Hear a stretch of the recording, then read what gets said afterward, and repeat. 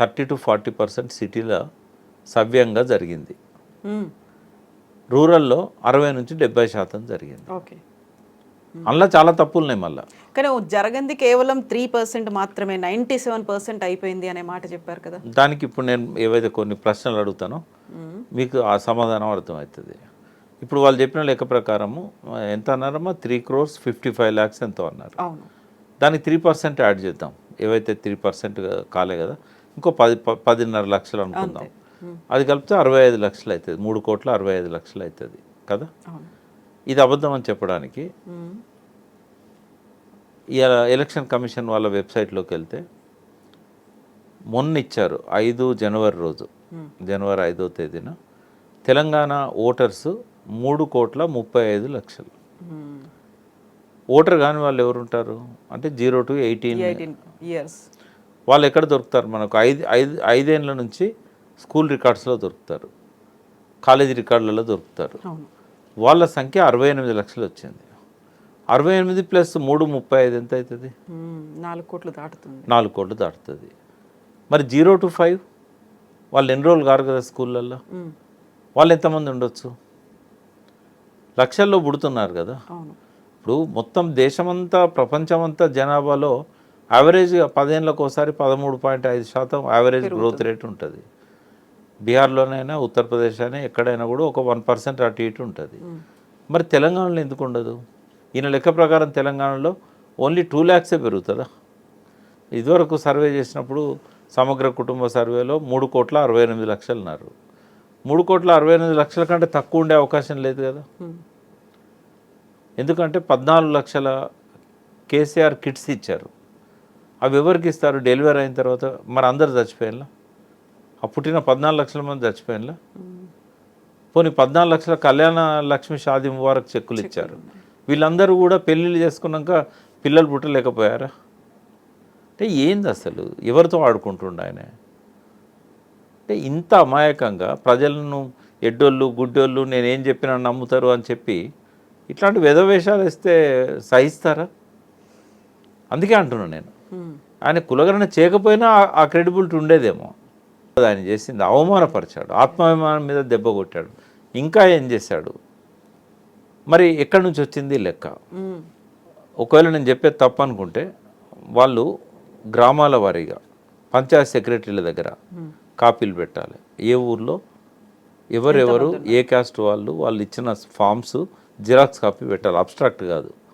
వాళ్ళు వెళ్ళి చూసుకుంటారు నా కులం కరెక్ట్ రాసిందా లేదా, లేదా వెబ్సైట్లో పెట్టాలి వాళ్ళది కరెక్ట్ ఉందా లేదా. సెకండ్ ఏంటంటే అర్బన్లో అయితే మున్సిపల్ వార్డ్స్లలో పెట్టాలి, డివిజన్లలో పెట్టాలి. ఒకవేళ పెట్టే దమ్ము లేకపోతే నేను చెప్పిందే కరెక్ట్ అవుతుంది. నేనేం చెప్పబోతున్నా అంటే, ఒక సంస్థకి ఇచ్చారు, గవర్నమెంట్ ఎయిడ్ మీద ఆధారపడ్డ ఒక సంస్థకు, పేర్లు చెప్పను నేను, ఈ మొత్తం మెటీరియల్ తీసుకుపోయి ఇచ్చారు. 2,20,00,000 కూడా లేవు ఆ ఫామ్స్ అన్నీ. ఏదైతే 3,55,00,000 వచ్చినాయి, ఇంకా 3% కాలేదన్నాడు కదా, నాట్ ఈవెన్ 2.5 crores వాళ్ళు చెప్పారు. అంటే ఆల్మోస్ట్ ఒక 40% లేదు, అందులో 60% మాత్రమే ఉన్నాయి. యావరేజ్ 60, అర్బన్లో అయితే 40 కూడా లేదు, రూరల్లో 60-70, యావరేజ్గా మీరు అన్నట్టు ఒక 40% మైనస్ అయింది. వాళ్ళు ఏం చెప్పారంటే ఈ చేసినవి కూడా సరిగా లేవు, ఇంకా రావాల్సింది చాలా ఉంది అన్నప్పుడు ఇంకా దాన్ని శాస్త్రీయ సర్వేగా చెప్పుకోలేరు కదా. చేయలేదు, కట్టగట్టి ఒకడ పడేశారు అవి. వాళ్ళకు కూడా చెప్పారు రిపోర్ట్ బయటికి వద్దని. తర్వాత ఏం చేశారు, ఓ కంప్యూటర్స్ 2 పెట్టుకొని, 2 మనుషులను పెట్టుకొని, ఓ 2 మంత్రులు, ఒక మాజీ మంత్రి కూర్చొని రెడ్ల సంఖ్యను ఎట్లా ఎక్కువ చేయవచ్చు, రెడ్ల సంఖ్యను ఎక్కువ చేయాలి, రెండవది బీసీల సంఖ్యను తక్కువ చేయాలి, బీసీలలో 300 కాపులది ఇంకా తక్కువ చూపెట్టాలి. ఎందుకంటే వాళ్ళకి థ్రెట్ 300 కాపులతోనే ఉంది. బీసీలలో కొద్దిగా పొలిటికల్గా పోలరైజ్ అవుతున్నదంతా కూడా 300 కాపు సెక్షన్. నేను చెప్తున్నానమ్మా, ఇవాళ ఒకవేళ ఎస్సీలలో మాదిగతో కొద్దిగా అటు ఇటు ఉండొచ్చు, కానీ 300 కాపులు single largest community in Telangana. వీళ్ళు ఏం చేశారు, ఇప్పుడు రెడ్లు single largest community in Telangana అని చూపెట్టారు.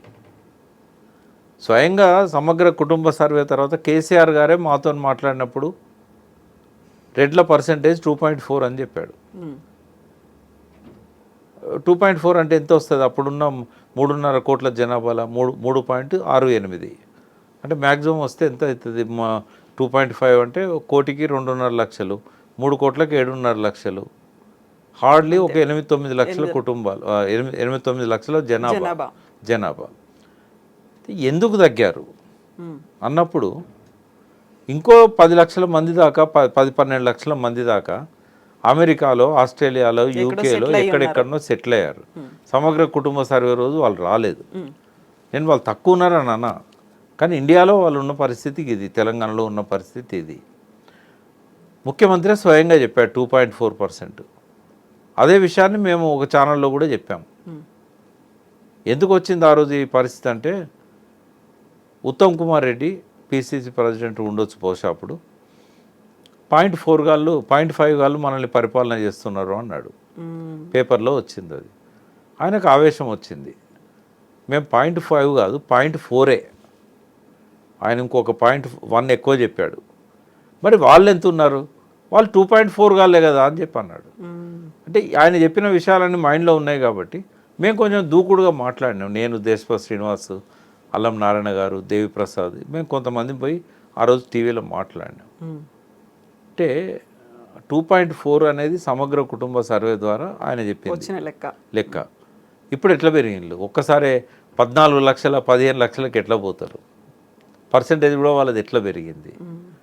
తర్వాత మున్నూరు కాపులు ఏ ఊర్లో చూసినా ఇప్పుడు ఒక్కొక్క పార్లమెంట్ నియోజకవర్గంలో మినిమం నార్త్ తెలంగాణ అయితే 2.5 లక్షలు ఉంటారు. 2 లక్షల నుంచి 2.5 లక్షలు ఉంటారు. ఒక్కొక్క అసెంబ్లీ సెగ్మెంట్లో ఓటర్స్ నేను చెప్పేది 40 నుంచి 50 వేల మంది ఓటర్స్ ఉంటారు ఒక్కొక్క అసెంబ్లీ సెగ్మెంట్లో. ఎట్లా తగ్గారు మరి వాళ్ళు? అంటే కంప్యూటర్ దగ్గర కూర్చొని వాళ్ళు ఇష్టం వచ్చిన ఫిగర్ చెప్పి టాలీ అయ్యేటట్టు చూసుకున్నారు. వాటికి ఏ ప్రాతిపదిక లేదు. ఇప్పుడు మీ జనాభా తగ్గించడం వల్ల, ఇప్పుడు 300 కాపుని తగ్గించినా లేక ఓవరాల్గా బీసీని తగ్గించినా ఉండే జనాభా ఉంటుంది, వాళ్ళు డిసైడింగ్ ఫ్యాక్టర్స్ అవుతారు, మీరు చెప్పినట్టుగా వాళ్ళు ఓట్లు వేస్తారు, మిగతా పనులన్నీ చేస్తారు, కార్యక్రమాల్లో పార్టిసిపేట్ చేస్తారు. వచ్చే నష్టం ఏంటి అసలు? ఎందుకు తగ్గించాలి? ఆత్మాభిమానం మీద దెబ్బ కొట్టాలి. రేపు వాళ్ళకు డైరెక్ట్ అయ్యే బెనిఫిట్ ఏంటంటే, మొత్తం ఫార్వర్డ్ క్లాస్లో అందరు కలిపినా కూడా ముస్లింలలో ఉన్న ఆ 2% అప్పర్ కాస్ట్ వాళ్ళని కలిపినా కూడా 9% వాళ్ళది. మరి 9%కు 10% ఎట్లా తీసుకుంటాను రిజర్వేషన్? బీసీలేమో నీ లెక్క ప్రకారమే ముస్లింలలో ఉన్న బీసీలతో కలిపితే నువ్వన్న భాషే 56% ఉన్నారు. 56% ఉన్న వాళ్ళకేమో రిజర్వేషన్ ఉండదు. నీకు 9% ఉన్న వాళ్ళకేమో 10% రిజర్వేషన్ ఎట్లా వస్తుంది? ఇప్పుడు ఈ లెక్కలు కరెక్ట్ చెప్తే ఏమవుతుంది? ఒకవేళ సర్వే కరెక్ట్ చేసి ఓసీల పర్సంటేజ్ అన్ని కులాలు కలిపి కూడా 9%. రాహుల్ గాంధీ కరెక్టే చెప్పాడు అక్కడ. 90% బీసీ, ఎస్సీ, ఎస్టీ మైనార్టీలే తెలంగాణలో ఉన్నారని చెప్పాడు. మరి నీ లెక్క ఎందుకు అది టాలీ అయితే లేదు? నువ్వు మాకు ద్రోహం చేయడమే కాదు, రాహుల్ గాంధీ కూడా ద్రోహం చేస్తున్నావు కదా. కాబట్టి ఏ ఇండిపెండెంట్ సర్వే ఆర్గనైజేషన్తో సర్వే చేయించినా కూడా తెలిసిపోతుంది. ఇప్పుడు ఈబీసీ అడ్వాంటేజ్ తీసుకున్నారు కదా, అది ఎక్కడ క్యాన్సిల్ అవుతుంది? ఇప్పుడు 9%లో దాదాపు 3-4% వాళ్ళు రిచ్. ఇక రిజర్వేషన్ ఎంతమందికి కావాలి? ఒక 3-4% ఉంటారు కావచ్చు పేద కుటుంబాలు ఉన్న వాళ్ళు. ఈ వైశ్యాస్లలో కానీ, రెడ్డిస్లలో కానీ, వెల్మాస్లలో కానీ హార్డ్లీ 3-4% మ్యాక్సిమం ఉంటారు, అంతకంటే ఎక్కువ ఉండరు. మరి వాళ్ళ కోసం 10% రిజర్వేషన్స్ ఎందుకు ఉండాలి? ఎంతమంది ఇప్పుడు గ్రామాలకు మీరు పోయి కొంతమంది గ్రూప్స్ రాసిన వాళ్ళను, ఇట్లాంటి వాళ్ళను కొద్దిగా ఎంక్వైరీ చేస్తే, మేము బీసీ డి గ్రూప్లో ఉన్నాము, బి గ్రూప్లో ఉన్నాము, మాకు 150 మార్కులు వచ్చినా మాకు జాబ్ రాలేదు, 120 మార్కులు వచ్చినా ఒక రెడ్డికి జాబ్ వచ్చింది, ఒక బ్రాహ్మణ్కి జాబ్ వచ్చిందని చెప్తున్నారు. అంటే ఈ వివక్ష ఎందుకు ఇట్లా వచ్చింది? ఇప్పుడు ఈ లెక్క కరెక్ట్ చెప్తే అది వాళ్ళకి దెబ్బ పడుతుంది. అంటే ఇట్లాంటివన్నీ కూడా ఉన్నాయి. రెండవది ఏంటంటే, మున్నూరు కాపుల మీద ఒక కక్ష కట్టి ప్రత్యక్షంగా వీళ్ళని ఎదగనియవద్దు. ఇదివరకు 1952లో 53లో బూరుగుల రామకృష్ణారావు గవర్నమెంట్ నుంచి మొదలుపెట్టి మొన్నటి దాకా కేసీఆర్ రెండవ పీరియడ్ వరకు మున్నూరు కాపు లేకుండా క్యాబినెట్ లేదు. ఎవరిదైనా తీసుకోండి మీరు మినిస్ట్రీ, మున్నూరు కాపు లేకుండా రాష్ట్ర క్యాబినెట్ లేదు. మొదటిసారి మున్నూరు కాపుల క్యాబినెట్లో అవకాశం ఇవ్వలేదు రేవంత్ రెడ్డి. ఎందుకలా? కక్ష కట్టాడు. ఎందుకంటే మమ్మల్ని కొట్టగలిగేది మున్నూరు కాపులు అనేది అర్థమైంది. ఆయన ఏమనుకున్నాడు, కేసీఆర్ని నేను ఆపగలుగుతా ఇంకా రాకుండా. మహేష్ కుమార్ కూడా అదే చెప్తున్నాడు కదా. అది వాళ్ళు ఆలోచిస్తున్నారు. బట్ ఇక మనకు థ్రెట్ ఎవరి నుంచి ఉంటుంది? బీసీలలో అందరినీ పోలరైజ్ చేయగలిగిన శక్తి మున్నూరు కాపులకే ఉంటుంది. ఎందుకంటే మొదటి నుంచి కూడా లీడర్షిప్ రోల్ మున్నూరు కాపులది. వ్యవసాయం కాపుల దగ్గర ఉండేది. కాపులు వ్యవసాయం చేస్తేనే సబ్బండ వర్గాలు ఆ కాపుల మీద ఆధారపడి జీవించేవారు. అన్ని సమస్త వృత్తులు కూడా వ్యవసాయంలో కాపులు ఉపయోగించుకునేవాళ్ళు. కాబట్టి ఒక లీడర్షిప్ రోల్ ఉంటుంది. తర్వాత వందల సంవత్సరాల కాలం నుంచి మొఘల్స్ నుంచి, అంతకంటే ముందు కుతుబ్ షాయిల నుంచి గ్రామాలలో పెత్తనం మున్నూరు కాపులది. వాళ్ళ దగ్గరనే ఈ దొరలు పనిచేసేవాళ్ళు, పట్వారీగా, పోలీస్ పటేల్గా.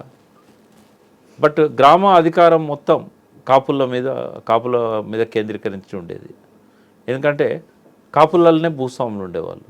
నిజాముకు కావాల్సింది, కుతుబ్ షాయిలకు కావాల్సింది ఏంటంటే గ్రామ పరిపాలన. ఆ గ్రామంలో ఎవరు పెద్ద రైతున్నాడో, ఎవరు వ్యవసాయం బాగా చేస్తున్నారో వాళ్ళ చేతుల్లో పెట్టాలనుకున్నారు. 400-500 సంవత్సరాలుగా మా కుటుంబమే చూస్తే మేము 200 సంవత్సరాల నుంచి మా ఊరు మీద అసల్దార్ మాలి పటేల్, మేము ఒక ఊరు నుంచి రెడ్డిని పట్టుకొచ్చి పట్వారీగా పెట్టాం. ఇంకొక నుంచి ఇంకొకరిని తీసుకొచ్చి పోలీస్ పటేల్గా పెట్టాం. ఆ ఊరు మీద సర్వాధికారాలు మున్నూరు కాపు. మా ఫాదరు, మా grand father, great grand father, great grand father, 5-6 తరాల నుంచి ఆ ఊరు పెత్తనం మాది. మా ఫాదర్ పుట్టినప్పుడు, మా ఫాదర్ 9 ఏళ్ళు ఉన్నప్పుడు వాళ్ళ నాన్న చనిపోయాడు. 9 ఏళ్ళకే పటేల్గిరి. నిజాం పీరియడ్లో ఎట్లుండేది, వంశపారంపర్యంగా ఉండేది. మూడేళ్ళ మీర్ మహబూబ్ అలీ ఖాన్కు రాజు ఇచ్చారు, 3 ఏళ్ళే వయసు. కానీ మేజర్ అయ్యేదాకా ఆయన ప్లేస్లో ఒక రీజెన్సీ అని పెట్టి నడిపించారు. అట్లా మైనర్లకు కూడా ఈ పటేల్ పటవారీ వచ్చేది అన్నట్టు. ఏ ఊర్లో చూడండి మీకు మున్నూరు కాపులకే. ఆడ చెరువు ఉంటే చెరువు మీద పెత్తనం మున్నూరు కాపులకే ఉండేది. ఎవరన్నా అధికారులు, తహసీల్దార్ వచ్చినా ఎవరు వచ్చినా వాళ్ళ ఇంటికే పోయేటోళ్ళు. అంటే మొదటి నుంచి లీడర్షిప్ రోల్ మున్నూరు కాపులది. అది రేవంత్ రెడ్డికి బాగా తెలుసు. మున్నూరు కాపులను బాగా అవమానపరిచాడు. అన్ని కులాలను అవమానపరిచాడు, మున్నూరు కాపులను బాగా అవమానపరిచాడు. దానికి రివెంజ్ ఏంటంటే పార్టీ పెట్టడమే. ఎట్టి పరిస్థితుల్లో మల్లన్న చెప్పిన దాంతో నేను 100% ఏకీభవిస్తున్నా. ఈ రాష్ట్రానికి ఆఖరి అగ్రకుల ముఖ్యమంత్రి రేవంత్ రెడ్డి. ఎవరవుతారు మళ్ళీ ఆ తర్వాత? ఒకవేళ మీరు అన్నట్టుగా ఒక అనివార్య పరిస్థితి వస్తారు. ఇప్పుడు నేను చెప్పలేను, డెఫినెట్గా వస్తారు. అందరూ ఒకటైనప్పుడు ఎందుకు రారమ్మా? ఎంతోమంది ఉన్నారు బీసీలలో ముఖ్యమంత్రి స్థాయికి ఎదిగిన వాళ్ళు, ఎదగలిగేటోళ్ళు ఎంతోమంది ఉన్నారు. కానీ వీళ్ళలో ఉన్న బలహీనత ఏంటంటే ఆ లాయల్టీ, వెనకటి నుంచి ఉన్న బానిస మనస్తత్వం. ఒక కవి రాశాడు కదా, మనమంతా బానిసలు. నిన్న మొదలుపెట్టేటప్పుడు నా ఇనాగరల్ స్పీచ్లో ఇదే కవితతో మొదలుపెట్టాం. మనమంతా బానిసలం, గానుగులం పీనుగులం, సందులలో పందుల వలె, కుక్కల వలె, నక్కల వలె, వెనక దగ ముందు దగ, కుడి ఎడమల దగ. ఇప్పటికైనా సోయి తెచ్చుకోండి అని చెప్పి నేను అది మాట్లాడాల్సి వచ్చింది మా బీసీల మీటింగ్లో. మరి నాయకులు సోయి తెచ్చుకొని బయటకు వస్తారా పార్టీ పెట్టిన తర్వాత? లేకుంటే ఇంకా ఈ పార్టీలలోనే ఉండి బీసీలను జాగృతం చేయాల్సిన బాధ్యత నుంచి వాళ్ళు తప్పుకుంటారా అనేది చూడాల్సిన అవసరం ఉంది. బట్ ఇప్పటికే ఎదిగిన నాయకత్వం బీసీలలో ఉంది. కాబట్టి ఇంకా ఎక్కువ కాలం బీసీలు ఓపిక పట్టే పరిస్థితి లేదు. థ్యాంక్స్ టు రేవంత్ రెడ్డి అందరినీ జాగృతం చేయడానికి ఇదే మేము ఉపయోగించుకుంటాం, ఈ కులగణన సర్వేనే. సో ఇప్పుడు మున్నూరు కాపులతో పాటుగా అన్ని బీసీ కులాలు కలవడానికి రెడీగా ఉన్నాయా? కుల సంఘాలు ఏమంటున్నాయి? ఒక ప్రయత్నం అయితే జరుగుతూ ఉంది. అది సక్సెస్ అవుతామేమో. ఎందుకంటే చాలామంది ఐఏఎస్లు, ఐపీఎస్లు తెర వెనుక పనిచేస్తున్న వాళ్ళు ఉన్నారు. వేర్వేరు రాష్ట్రాలల్లో ప్రిన్సిపల్ సెక్రటరీ హోదాలో ఉన్న వాళ్ళు వచ్చి ఇక్కడ వాళ్ళ సపోర్ట్ వాళ్ళు ఎక్స్టెండ్ చేస్తున్నారు. బీసీలలో కూడా ఆర్థికంగా ఎదగడానికి పారిశ్రామిక సంఘాలు ఏర్పడుతున్నాయి. ఏ కులానికి ఆ కులానికి కూడా పారిశ్రామికంగా మనం అభివృద్ధి చెందాలని చెప్పేసి వాళ్ళు ఒక్కటవుతున్నారు. బిక్కీ అని ఒక ఆర్గనైజేషన్ వచ్చింది, ఇదివరకు డిక్కీ అని ఉండే దళిత్. సో బ్యాక్వర్డ్ లాస్ అనే పదం వాడద్దు అంటున్నారు. బిగ్ క్లాస్ మాది అని. బీసీ అంటే బిగ్ క్లాస్. రేవంత్ రెడ్డి ఒప్పుకున్నాడు కదా 46% అని. మరి 46% ఏ క్యాస్ట్ ఉంది, ఏ పాపులేషన్ ఉంది? కాబట్టి బీసీలు అందరు కలిస్తే బిగ్ క్లాస్ అని చెప్పారు. కాబట్టి ఒక సీరియస్ ఎఫర్ట్ అయితే జరుగుతున్నది. మొట్టమొదటిసారిగా కేసీఆర్ మీద ఎట్లయితే రేవంత్ రెడ్డి నోరు తెరిచి బాగా హిట్ అయ్యాడో, బీసీలలో వాయిస్ వినిపించే మొట్టమొదటి ప్రశ్నించే గొంతుగా మల్లన్న ఎదుగుతున్నాడు. చూడు మల్లన్న సీఎం క్యాండిడేటా? అంటే ఆయనకు ఆ సీఎం కావాలనే అంబిషన్ అది. ఇప్పటిదాకా నేను సీఎం అవుతా అని చెప్పుకున్న ఒక్క బీసీ లేడు. సీఎం అవకాశం దాకా వచ్చి పోయిన వాళ్ళు ఉన్నారు. వి హనుమంతరావు కమిటీలో యూత్ కాంగ్రెస్ ప్రెసిడెంట్గా వి హనుమంతరావు ఉన్నప్పుడు 1979లో ఆయన కమిటీ వైస్ ప్రెసిడెంట్గా ఉన్నది రాజశేఖర రెడ్డి, చంద్రబాబు నాయుడు, కేసీఆర్. మరి వాళ్ళ ముగ్గురు ముఖ్యమంత్రులు ఆయన కాలేదు. దగ్గర దాకా వచ్చి పోయింది ఆయనకు అవకాశం.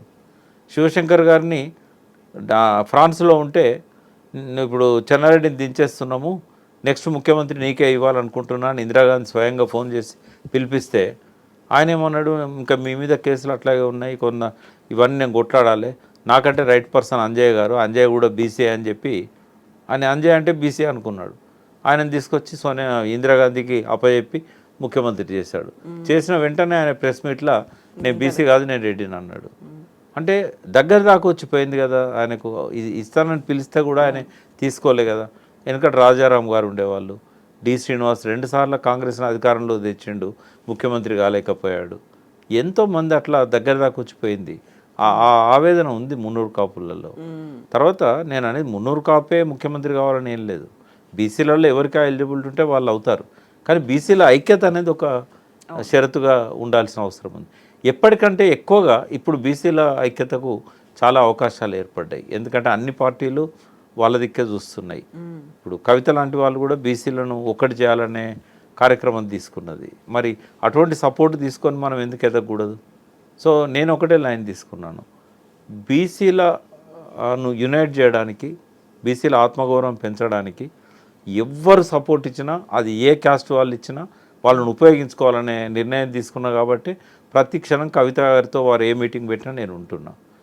రాజకీయాలలో కూడా నేను ఇంకా ఇంట్రెస్ట్ లేదు నాకు. కేవలం బీసీలను బలోపేతం చేయడానికే నా శక్తిని ఉపయోగించుకోవాలనేది నేను అనుకున్నాను. రేపు కేసీఆర్ గారు పిలిచి మళ్ళీ రమ్మన్నా నాకేమి పోవాలనే ఇంట్రెస్ట్ లేదు. అయితే నాలాంటి వాళ్ళు వందల సంఖ్యలో ఉన్నారు. వేర్వేరు జాబులలో స్థిరపడ్డ వాళ్ళు, వేర్వేరు రంగాలలో పనిచేస్తున్న వాళ్ళు. ఇందాక చెప్పాను కదా, ఎక్కడో నార్త్ ఇండియాలో ప్రిన్సిపల్ సెక్రటరీస్ ఉన్న వాళ్ళు వారం వారం వచ్చి ఇక్కడ బీసీలను మేల్కొల్పుతున్నారు. కాబట్టి ఇంతకు ముందులాగా లేరు. బీసీలు బలోపేతం అవుతున్నారు, ఆర్థికంగా జాగృతమయ్యారు, ఆర్థికంగా అభివృద్ధి చెందుతున్నారు. ఇంకా మీ మాయమాటలు చెప్పి మీ దగ్గర నటిస్తారేమో కానీ వాళ్ళు అట్లా మీకు కూడా లాయల్గా ఉండే వాళ్ళు ఏం కాదు. సమయం వచ్చినప్పుడు అందరూ బయటకు వస్తారు అనేది వాళ్ళకి చెప్పదలుచుకున్నాను. ఆ సమయం ఎప్పుడు? ఇప్పుడా కరెక్ట్గా ఎన్నికలకు ముందేనా? 4 ఏళ్ల పాటు ఉంది ఇంకా మనకు ఎన్నికల. 4 ఏళ్ల పాటు ఉందనేది కరెక్ట్ కాదమ్మా. ఎందుకంటే రేపు ఒకవేళ ఇప్పుడు కాంగ్రెస్లో ఎమ్మెల్యేలు మీటింగ్స్ పెట్టుకుంటున్నారు, నిప్పులేంది పొగరాదు, ఖచ్చితంగా ఏదో జరుగుతూ ఉంది. ఇప్పుడు ఒక వ్యక్తి క్యాన్సర్ ఉన్నదనేది బయటపడడానికి ముందు ఓ 4-5 ఏళ్ళలో 10 ఏళ్ళలో లోపల సెల్ డివిజన్ అనేది జరుగుతూ ఉంటుంది. ఆ తర్వాత అది డయాగ్నాస్టిక్ సెంటర్లో మనకు తెలిసినప్పుడు మనకు తెలుస్తుంది ఇది క్యాన్సర్ అయింది ఏ స్టేజ్లో ఉంది. బట్ ఇప్పుడు ఇన్ఫరెన్స్ ఏంటంటే వాళ్ళ మధ్య వర్గపోర్ అనేది పత్రికల స్థాయికి వచ్చేసింది, అది మీడియా దృష్టికి వచ్చేసింది. ఎన్నో రోజులు ఆపలేరు వాళ్ళు. వర్టికల్ డివిజన్ అవుతుంది కాంగ్రెస్. వర్టికల్ డివిజన్ అయినప్పుడు విశ్వాస పరీక్షలు ఉంటాయి. విశ్వాస పరీక్షల్లో నెగ్గలేనప్పుడు ఇక్కడ పార్టీలు ఏ పార్టీ ఇంకో పార్టీ సపోర్ట్ చేసేది లేదు. బీజేపీ కాంగ్రెస్ గెలవదు, కాంగ్రెస్ టీఆర్ఎస్కి గెలవదు. అప్పుడు ఏమవుతుంది? ఎవరు ప్రూవ్ చేసుకోలేని పరిస్థితుల్లో 3 పార్టీలకు గవర్నర్ అవకాశం ఇస్తారు. అల్టిమేట్గా ఏం జరుగుతుంది? మళ్ళీ ఎలక్షన్ వస్తుంది. కాబట్టి ఏదైనా జరగవచ్చు. జమిలీ ఎన్నికలు వచ్చినాయనుకోండి, ఇంకో 1 ఇయర్ తగ్గిపోయినట్టే కదా. ఇప్పుడు వచ్చడానికి ఎక్కువ అవకాశాలు ఉన్నాయి. ఢిల్లీ కూడా వాళ్ళ చేతుల్లోకి వచ్చింది, బీజేపీ చేతుల్లోకి. కాబట్టి 1 to 2 ఇయర్స్లో కూడా ఎన్నికలు రావచ్చు. ఉప ఎన్నికలే కాదు, మధ్యంతర ఎన్నికలు కూడా రావచ్చు, అవకాశాలు ఉన్నాయి. కాబట్టి పార్టీ పెట్టడానికి ఆలస్యం చేయడం కరెక్ట్ కాదు. బీసీలు యాజ్ ఎర్లీ యాజ్ పాసిబుల్ పార్టీని ప్రకటించాలి, జాయిన్ అయ్యే వాళ్ళు అవుతుంటారు. సో ప్రకాష్ గారు, మనం ఇన్ని రకాలుగా బీసీలకు సంబంధించి ఇన్ని సంఘాలు, నాయకులు, అసలు లెక్కలు ఏంటి, ఆ బడ్జెట్ అంతా ఎక్కడ ఇన్ని మాట్లాడుకున్నప్పుడు ఈ పాయింట్స్ అన్నిటినీ మల్లన్న రైజ్ చేశారు. రైస్ చేసిన పాయింట్స్ అన్నీ బాగున్నాయి, కాకపోతే అవి ఉపయోగించినటువంటి లాంగ్వేజ్ అనేది అభ్యంతరాలు చాలా ఉన్నాయి కదా. నిజంగా అంత మాట్లాడితే తప్ప వెయిటేజ్ అనేది రాదా? అది తప్పుడు ఆలోచన అమ్మా. ఎందుకంటే ఎవరో ఒక పిల్లోడు మహేష్ అని, అతను ఏమి మనం ఎవ్వరం గుర్తుపట్టగలిగే స్థాయిలో కూడా లేడు.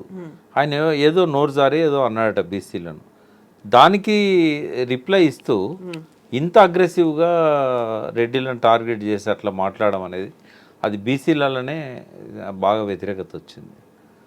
అందరు కూడా ఆయనకు చెప్పారు, ఎంత ఎంత కోపం వచ్చినా మనము ఒక షాక్ అబ్జర్వర్ లాగా మనల్ని కంట్రోల్ చేసుకోవాలి, అట్లా నోరు జారకూడదు, అది మంచిగా అనిపించదు. ఎందుకంటే బీసీలు అంటే కొద్దిగా సంస్కారవంతులు అనే భావన ఉంది బయట. తెలంగాణలో ఎవరు అటువంటి భాష వాడడానికి ఇష్టపడరు, కాబట్టి అది కరెక్ట్ కాదు అని చెప్పి ఆయనకు చెప్పారు చాలా చెప్పాల్సిన వాళ్ళు. బట్ ఏది ఏమైనా కూడా నేను కూడా మీడియా ముఖంగానే చెప్పాను, ఇది భాష మాట్లాడడం అనేది తీవ్రమైన అభ్యంతరం. చెప్పారా? ఆయన కూడా చెప్పాము. బట్ ఇంకోసారి అటువంటి భాష మాట్లాడొద్దు అని చెప్పాము. దాని మీద బీసీలలో నుంచి కూడా కొంతమంది వ్యతిరేకంగా మాట్లాడిన వాళ్ళు కూడా ఉన్నారు, మన తెలంగాణ విట్టలు ఇట్లా. అయితే ఏది ఎట్లున్నా నిన్న మేము డాష్ షేర్ చేసుకున్నాం వారితో. అయితే మా ఈ భాష అవసరం లేదు.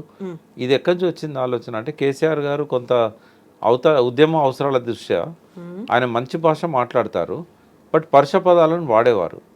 అయితే తేడా ఏంటంటే బూతులు మాట్లాడపోయేది కేసీఆర్, పరుష పదాలు వాడేది, అవతల వాళ్ళని హర్ట్ చేసేది, రెచ్చగొడితేనే కలిసి వస్తారు అనేది ఉండేది. బట్ ఇంత ఈ రకంగా మాట్లాడలే. బట్ నోరు జారిండని అనిపించింది, సరి చేసుకుంటాడు అనుకుంటున్నాం. మళ్ళీ ఎదిగే క్రమంలో ఉన్నాడు కదా, అంటే ఆ వయస్సు, ఆ దూకుడు స్వభావం, ఆయనతో నా భాష మాట్లాడించినా కూడా రియలైజ్ అయిండని నేను అనుకుంటున్నాం. మాలాంటి వాళ్ళని చెప్పిన తర్వాత డెఫినెట్గా ఆయన పాజిటివ్గా తీసుకుంటాడని మేము అనుకుంటున్నాం. ఒకవేళ అట్లా తీసుకుంటేనే ఆయన ఎదుగుతాడు, లేకపోతే ఆయనకు ప్రతిబంధకం అవుతుంది అది. కాబట్టి మాట మాట్లాడే ముందు వాజ్పేయి గారిని ఒకసారి గుర్తు తెచ్చుకోవాలి. మీరు ఏ ప్రశ్న అడిగినా వాజ్పేయి గారు ఒక హాఫ్ మినిట్ అన్న పాజ్ ఇవ్వకుండా ఎన్నడూ ఏది మాట్లాడలే. ఆయన ఒక సెంటెన్స్కు రెండో సెంటెన్స్ కూడా ఒక 30 సెకండ్స్ పాజ్ ఇస్తారు. సో వాజ్పేయి గారు మాట్లాడే పద్ధతి ఏదైతే ఉన్నదో ప్రతి ఒక్కరికి అది అవసరం. కాకపోతే విద్వేషాలు, ఆవేశాలు రెచ్చగొట్టాలనుకున్నప్పుడు భాష విషయంలో కంట్రోల్ అనేది ఉండాలి. కొన్ని మంచి మాటలతో కూడా మనకు కావాల్సిన రిజల్ట్స్ తీసుకోవచ్చు, లేకపోతే అంతా పక్కదారి పడుతుంది, ఇది మాత్రమే హైలైట్ అవుతుంది. అది ఇప్పుడు అదే జరిగింది కదా, ఆ మాట మీదే చర్చ జరుగుతుంది తప్ప ఆయన మాట్లాడే దాని మీద జరగట్లేదు. కానీ బీసీలలో మంచిగా మాట్లాడే వాళ్ళు చాలామంది వచ్చారమ్మా. నాకు హ్యాట్స్ ఆఫ్ టు చిరంజీవులు గారు, ఆయన ఎంత బాగా చెప్పగలుగుతున్నాడు అంటే బీసీలకు జరిగిన అన్యాయాన్ని. నేను వాళ్ళకి చెప్పాను, ఒక మీటింగ్లో వేదిక మీద చెప్పాను, రాజకీయ పార్టీ రావడానికంటే ముందు భావజాల వ్యాప్తి జరగాలి. బీసీలకు ఎక్కడెక్కడ ఎట్లా అన్యాయం జరిగిందనేది ఇప్పుడు అంబేద్కర్ చెప్పినా, జయశంకర్ చెప్పినా, బోధించు, సమీకరించు, పోరాడు అని అంబేద్కర్ చెప్పాడు. భావజాల వ్యాప్తి, ఆందోళన, రాజకీయ నిర్మాణం, ఇది జయశంకర్ చెప్పాడు. మనం కూడా బీసీలకు ఎట్లా అన్యాయం జరిగింది, ఈ లాస్ట్ 7-8 ప్రభుత్వాలలో ఎట్లా మనకు రావాల్సిన లబ్ధి రాకుండా పోయింది, ఒక్కొక్కరు మనల్ని ఎట్లా అవమానపరిచారో, అన్యాయం చేశారు, ఈ విషయాల మీద మనము తెలంగాణ విషయంలో ఎట్లయితే భావజాల వ్యాప్తి పనికొచ్చిందో బీసీలకు కూడా అటువంటి భావజాల వ్యాప్తి జరగాలి. జరిగిన తర్వాత వాళ్ళే ముందుకు వస్తారు.